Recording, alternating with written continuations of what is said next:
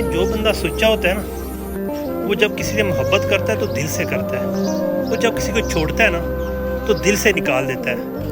आज इमरान खान के खिलाफ अल-कादर ट्रस्ट में परवेज़ हटक ने गवाही दी तो इमरान खान ने एक दफ़ा भी उसे देखना पसंद नहीं किया। अब मैं परवेज़ हटक की आपको हकीकत बताता हूँ। ज़मान पार्क में जब कर्फ्यू के हालात थे तो उस वक्त मेरी भी ड्यूटी थी सिक्योरिटी के तौर पे इमरान जो ज़मान पार्क के अंदर। पता चला कि बाहर परवेज़ हटक खड़ा है तो मैं ना गेट खोलने लगा, तो हुआ क्या कि जनाब मुझे से पीछे से आवाज़ आई नहीं खोलना। मैंने कहा मैं हैर है, तो उन्होंने कहा कि इसको थोड़ा जलील होने दो। मैंने कहा वजह क्या है? हमने कहा ये इस्टेब्लिशमेंट का बंदा है, हमें सब कुछ इसका मालूम है, लेकिन इमरान खान साहब कहते हैं कि इसको मौका दो, ये हमारे साथ चल रहा है, तो देखते हैं कि शायद इसको अकल आ जाए।